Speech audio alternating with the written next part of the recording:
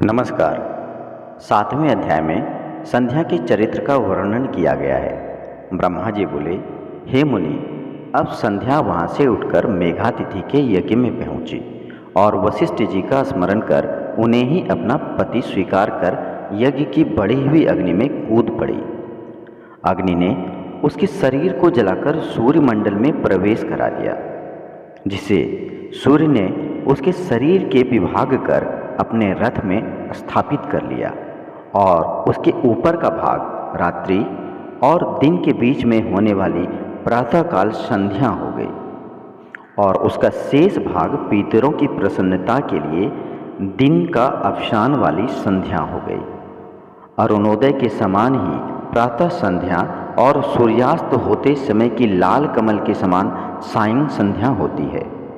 इधर जब यज्ञ की समाप्ति हुई तो ऋषियों ने तृप्त सुवर्ण के समान कांति वाली उस कन्या को अग्नि में पाया। उसे मेघातिथि ने प्रसन्नता से यज्ञ के लिए विधिवत स्नान कर अच्छी तरह गोद में लिया और उसका नाम अरुंधति रखा। उसका अपने आश्रम में वे पालन करने लगे। ब्रह्मा, विष्णु और महेश ने आकर ब्रह्मपुत्र वशिष्ठ के साथ उसका विवाह कर दिया। अरुंधति को वशिष्ठ के द्वारा रमन करने से शतात्पादी कई श्रेष्ठ पुत्र उत्पन्न हुए। हे मुनियों, तुम्हारे लिए यह परम पवित्र और सर्व काम फलदायक संध्या का चरित्र मैंने वर्णन किया है, जिसे सुनकर स्त्री हो या पुरुष सभी अपने मनोरथ को प्राप्त करेंगे और इस बात में कोई संदेह नहीं रहेगा। अब 8वें अध्याय में ब्रह्मा जी का कामदेव को वर देना बताया गया है। सूत जी बोले, हे ऋषियों, जब इस प्रकार प्रजापति ब्रह्मा ने कहा तब उनके वचन को सुनकर आनंद मग्न हो नारद जी ने कहा, हे ब्राह्मण, आपको धन्यवाद है। आप शिव भक्ति वर्धक इस दिव्य कथा को मुझे सुनाए हैं। अब आप मुझे यह बतलाइए कि इसके आगे संध्या ने और क्या तप किया। श्री नारद जी ने ब्रह्मा जी से पूछा तो ब्रह्मा जी ने कहा, हे विप्रेंद्र नारद, संध्या को देखने मात्र से शिव जी ने मुझ सृष्टिकर्ता को बहुत फटकारा था।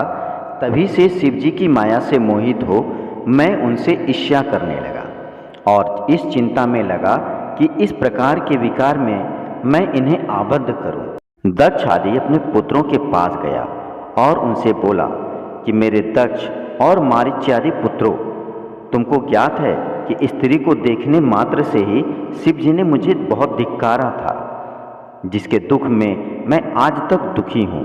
अतः जैसे भी हो, जब महादेव जी स्त्री ग्रहण कर लें तभी मुझे शांति आएगी।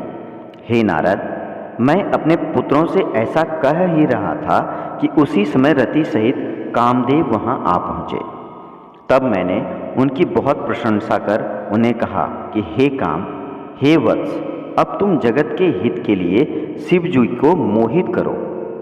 हे नारद, तब मदन ने मुझसे कहा कि मैं अपना वचन का पालन कर शिव जी को मोहित तो अवश्य कर दूंगा, किंतु स्त्री का निर्माण तो आप ही करेंगे। तब कंदर्प के ऐसा कहने पर मैं और प्रजापति दक्ष इस चिंता में पड़ गए कि किसके द्वारा उन्हें मोहित करूं। फिर तो चिंताग्रस्त मेरी और उनकी श्वासों में से जो भी सुरभित वायु निकली, उसने पुष्प समूहों में से भूषित वसंत उत्पन्न कर दिया, जिसकी पुष्पित कमल कांति पुष्पित ताम्र रस से नेत्र, संध्या के उदित चंद्रखंड सा मुख और सुंदर नासिका थी। तब मैंने मदन से कहा कि हे मन्मथ, तुम सर्वदा काम के सहचर हो, सब देवता तुम्हारी अनुकूलता करेंगे। रमन का हेतु होने से इसका नाम वसंत है। तुम अपने इन वसंत आदि सहचरों सहित रति को साथ लेकर शिव जी को मोहित करने का उद्घोष करो। फिर सपत्नी काम ने प्रसन्न हो मेरे चरणों में प्रणाम किया और महादेव जी के स्थान को वे चले गए। अब 9वें अध्याय में ब्रह्मा और काम के संवाद को बताया गया है। ब्रह्मा जी कहते हैं, वहाँ जाकर काम ने प्राणियों को मोहित करने वाला अपना प्रभाव फैलाया। रति के साथ कामदेव ने पति शिव जी को मोहित करने के लिए अनेकों प्रकार के यत्न किए, परंतु गणेश जी सहित शिव जी वश में न आए। तब उसने उदास भाव से मेरे पास आकर प्रणाम कर मुझसे कहा, हे ब्राह्मण, मैं शंभु को मोहने योग्य नहीं हूँ और किसी की शक्ति नहीं है जो उन्हें मोहित कर सके। तब उसकी ऐसी बहुत सी बात सुनकर मैं चिंतामग्न हो गया और बड़े दुख का श्वास लेने लगा। इससे बहुत भयंकर बाली गण प्रकट हो गए। तब काम ने मुझसे कहा कि हे प्रजानाथ, इन भयंकर विकराल वीरों को आपने कहाँ से उत्पन्न कर दिया? न हो तो इनको मेरे हवाले कीजिए। यह सुनकर मुझ ब्रह्मा ने उन्हें कर्मयुक्त कर दिया और काम से कहा कि ये उत्पन्न होते ही मारे मारे करने लगे। इनसे इनका नाम मार हुआ। तब मैंने उनसे कहा कि अब तुम फिर शिव जी को मोहित करने के लिए जाओ। काम ने कहा, मैं आपकी आज्ञा को अपना गौरव समझकर तो अवश्य जाऊंगा, किंतु यह निश्चित है कि उनका मोहन नहीं होगा और मुझे भय है कि कहीं वे मेरे शरीर को भस्म न कर दे। यह कहकर काम अपने वसंत रति और मारगण को साथ लेकर शिव के स्थान में पुनः पहुँचे और उन्हें मोहित करने के लिए अलग अलग और अनेकों उपाय किए, किंतु परमात्मा शिव मोहित नहीं हुए। वह काम लौटकर मेरे पास चले आए और बोले कि हे ब्रह्मा जी, यदि आपकी यही इच्छा है तो शिव को मोहित करने का दूसरा उपाय कीजिए। मैं अपने स्थान को चला जाता हूँ। अब 10वें अध्याय में ब्रह्मा और विष्णु के संवाद का वर्णन किया गया है।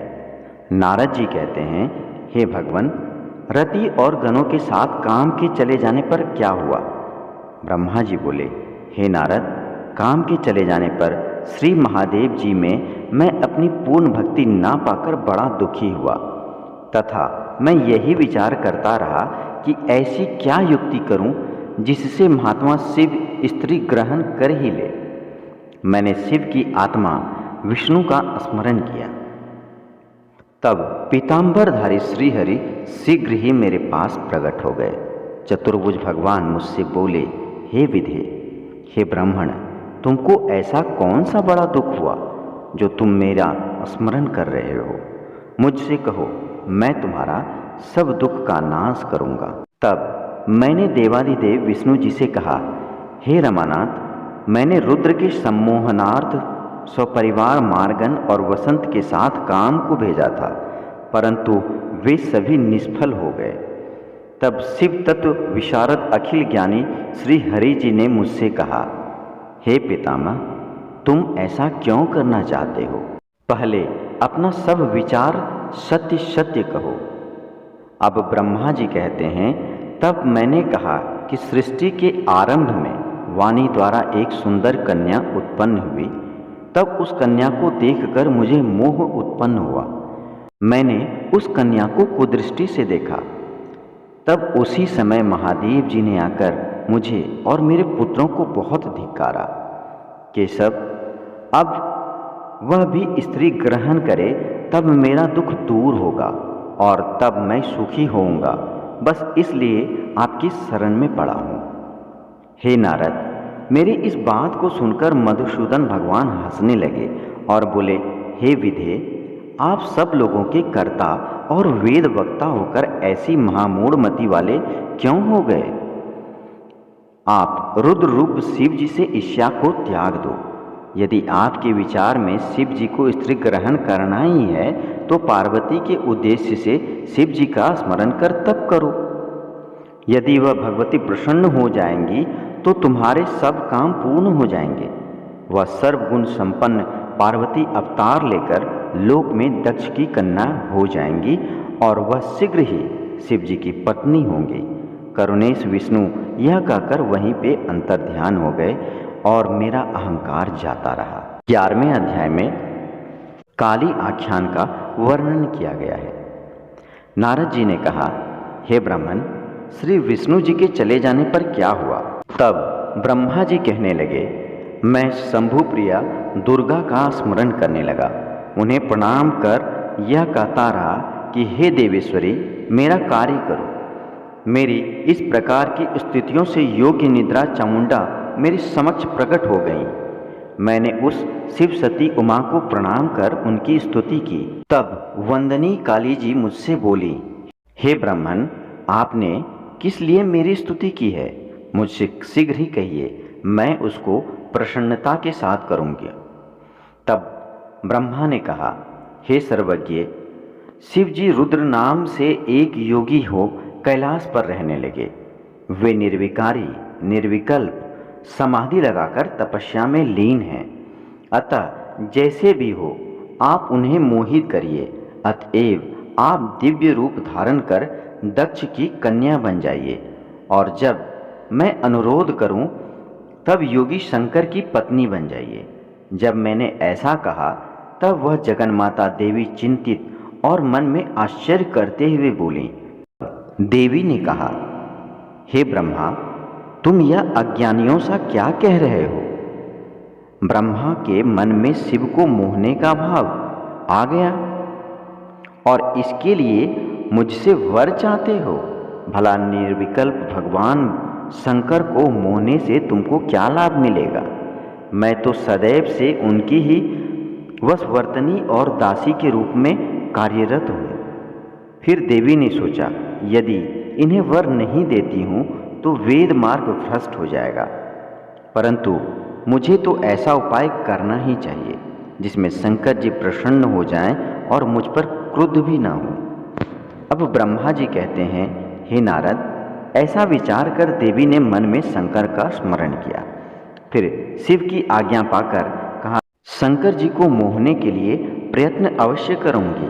मैं सती का रूप धारण कर शिव की आज्ञानुवर्तनी हो जाऊंगी। मुझे विश्वास है कि मैं सेवा करके शिव को अपने वश में कर लूंगी। हे ब्रह्मर्षि, ऐसा कहकर जगदम्बिका शिवा वहाँ से अंतर्ध्यान हो गई। मैं अपने पुत्रों के पास गया और सारा वृतांत उनसे कह सुनाया। अब 12वें अध्याय में दक्ष और देवी की आराधना का वर्णन किया गया है। नारद जी ने पूछा, हे ब्राह्मण, आपने यह तो शिवाशिव का कल्याण देने वाला उत्तम चरित्र का वर्णन कर दिया है। अब यह कहिए कि देवी दक्ष कन्या कैसे हुई? ब्रह्मा जी बोले, हे नारद, जगदम्बिका की आराधना करने के लिए दक्ष तप करने के लिए चले गए। उन्होंने दृढ़ता से 3000 दिव्य वर्षों तक उनका तप किया। तब दक्ष को जगदम्बिका का प्रयत्न प्रदर्शन हुआ और उन्होंने दक्ष से वर मांगने को कहा। दक्ष ने देवी से कहा, मेरे स्वामी शंकर रुद्र नाम से ब्रह्मा के पुत्र रूप में अवतार लिए हैं और तुम्हारा अभी अवतार नहीं हुआ है। अब शिव जी की पत्नी कौन हो? तुम ही को उनको मोहित करने के लिए उनकी पत्नी बनना होगा। तब जगदम्बा ने दक्ष को यह वर दे दिया कि मैं तुम्हारी स्त्री से पुत्री के रूप में उत्पन्न हो जाऊंगी और कठिन तप कर शिव की पत्नी अवश्य बनूंगी। पर मेरी प्रतिज्ञा का स्मरण रखना, यदि तुम मेरा अपमान करोगे तो समझ लेना मैं अपना शरीर त्याग दूंगी। दक्ष को ऐसा वर देकर देवी अंतर्ध्यान हो गई। दक्ष अपने घर गए और देवी मेरी कन्या होंगी, उन्हें इस विचार से बड़ी प्रसन्नता हुई। 13वें अध्याय में ब्रह्मा और नारद के संवाद को बताया गया है। नारद जी बोले, हे ब्राह्मण, जब प्रदेश दक्ष घर गए तब क्या हुआ वह सब प्रीतिपूर्वक कहिए। अब ब्रह्मा जी कहते हैं, दक्ष ने वीरनी नाम की कन्या से विवाह किया। जिस वीरनी से उन्होंने हर्यश्व नाम वाले 10,000 पुत्र उत्पन्न किए। हे नारद, तुमने प्रकट होकर उन्हें बहका दिया। वे प्रवृत्ति त्याग कर निवृत्ति के उपासक बन गए। तब उनका नाश सुनकर दक्ष को बहुत चिंता हुई और तब उन्होंने पंचजन्या से बालस्व नामक 1,000 पुत्रों को फिर से उत्पन्न किया और वे अपने पूर्व भाइयों के समान ही अनुवर्ती हुए। दक्ष फिर पुत्रों के घर न लौटने से दुखी हुए और उन्होंने तुम्हारी बहुत निंदा की और यह शाप भी दिया कि तेरे चरण पृथ्वी पर स्थिर कहीं नहीं रहेंगे। हे मुने, तुम निर्मल थे, उस शाप को ग्रहण कर लिया। 14वें अध्याय में देवी सती का प्राकट्य हुआ है। ब्रह्मा जी बोले, हे मुने, पश्चात दक्ष ने अपनी स्त्री के गर्भ से सुंदर 60 कन्याएं उत्पन्न की। कन्याओं की उत्पत्ति के समय दक्ष ने अपनी स्त्री के साथ जगदम्बिका शिवा का ध्यान कर उनकी स्तुति की।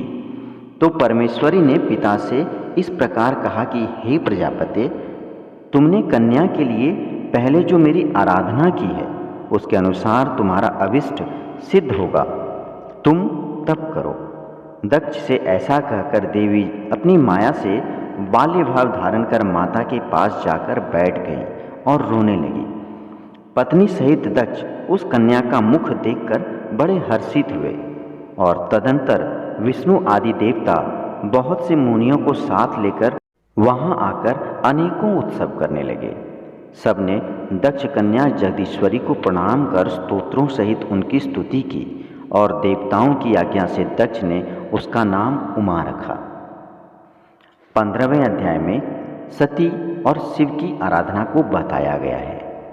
ब्रह्मा जी बोले, जब सती कुमारावस्था को त्याग कर युवावस्था को पहुंची तब उनके पिता दक्ष उनके विवाह की चिंता करने लगे। तब पिता के मन की बात जानकर सती अपनी माता के पास जाकर बैठ गईं और शिव जी की प्राप्ति के लिए स्वयं इच्छा प्रकट करने लगी। माता ने घर में ही शंकर की आराधना आरंभ करा दी। सती ने अनन्य भाव धारण किया और शिव जी की आराधना वे करने लगी। मैं विष्णु सहित सब देवताओं को साथ ले सती की तपस्या देखने लगा। फिर सब देवता सती को प्रणाम कर शिव प्रिय कैलाश को चले गए। लक्ष्मी सहित विष्णु और सावित्री सहित मैं भी शिव जी के पास गया। वहाँ शिव को देख चकित हो हम सब ने हाथ जोड़ स्तोत्रों द्वारा शिव जी की स्तुति की। 16वें अध्याय में स्त्री सहित ब्रह्मा विष्णु का निज लोक गमन को बताया गया है। तब उस स्तुति को सुनकर सृष्टिकर्ता शिव जी ने हम सबके आगमन का कारण पूछा। इस पर मैं ब्रह्मा बोला, हे करुणासागर, आप ही से हमारा और विष्णु का आविर्भाव हुआ है, अतएव हम दोनों आप शिव और शिवा के पुत्र हैं। हम दोनों सपत्नीक हो गए हैं, अतएव अब आप भी देवताओं के हितार्थ भार्या रूप में कोई स्त्री ग्रहण कीजिए, क्योंकि आपके बिना अब हम सब सृष्टि का कार्य करने में समर्थ नहीं हो पाते हैं। अतएव संसार का कार्य करने के लिए आप स्त्री ग्रहण करिए। हे नारद, जब मैंने ऐसा कहा तब शंकर जी बोले, हे ब्रह्मा, हे विष्णु, तुम दोनों मुझे बड़े प्रिय हो, परंतु हे देवश्रेष्ठ, मुझे विवाह करना उचित प्रतीत नहीं होता, क्योंकि मुझ अवधूत को स्त्री का प्रयोजन क्या है। यदि हठ करोगे तो भक्तों के अधीन होने के नाते विवाह भी कर लूँगा, परंतु पहले तो आप उस काम रूपनी योगिनी को तो उपदेश कीजिए कि जो कि विभाग पूर्वक मेरे तेज को संवरण कर सके। ब्रह्मा जी कहते हैं कि जब शंकर जी ने मुझसे ऐसा कहा तब मैंने और विष्णु ने उनसे कहा कि हे नाथ, हे महेश, आपकी योग्य स्त्री हम बतलाते हैं। जिस लक्ष्मी ने पहले 2 स्वरूप धारण किए थे वह अब तीसरे भिन्न रूप में उमा नाम से प्रकट हुई है।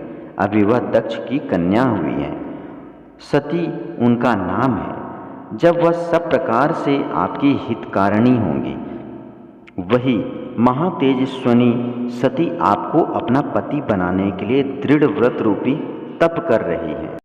हे महेश्वर, आप उस पर कृपा कर उसे वर देने जाइए और इच्छित वर देकर उससे विवाह कर लीजिए। तब भक्त वत्सल सुविज्ञानी शंकर जी ने तथास्तु कहकर हम सबको वहाँ से विदा किया और सब लोग अपने अपने लोक को चले आए। अब 17वें अध्याय में दक्ष के गृह शिव जी का आगमन होता है। ब्रह्मा जी बोले, इधर सती ने फिर नंदा का व्रत किया। तब शंकर जी प्रसन्न हो प्रत्यक्ष रूप से उन्हें दर्शन देने गए। शिव जी ने कहा, हे सुव्रते दक्ष पुत्री, मैं तुम्हारे व्रत से प्रसन्न हूँ, वर मांगो। तब सती ने अपनी लज्जा त्याग कर कहा, हे व्रत, आप वही वर दीजिए जो आपको अच्छा लगे। सती का वाक्य पूरा भी न हुआ था कि भक्त वत्सल शिव जी ने तुम मेरी अर्धांगिनी बनो कहकर उन्हें यह वर दे दिया। फिर सती ने हाथ जोड़कर भक्त वत्सल भगवान शिव से नम्रतापूर्वक कहा, हे देवों के देव महादेव, मेरे पिता के समक्ष वैवाहिक विधि आप मुझसे स्वीकार करें। सती के ये वचन सुनकर भक्त वत्सल शंकर जी ने कहा, तथास्तु। सती जी हर्ष से युक्त हो माता के पास आईं। शिव जी हिमाचल शिखर पर अपने आश्रम में पहुंचे। उन्होंने मुझ ब्रह्मा का स्मरण किया। मैं उनके पास पहुंचा। भगवान शंकर ने मेरी ओर देखकर कहा, हे ब्रह्मा, तुम मेरी आज्ञा से दक्ष के पास जाकर कन्या देने का कोई शीघ्र उपाय करो। शिव की आज्ञा को पाकर मैं कृतार्थ हो गया। मैं एक द्रुतगामी रथ पर बैठकर शीघ्र ही दक्ष के घर पहुंचा।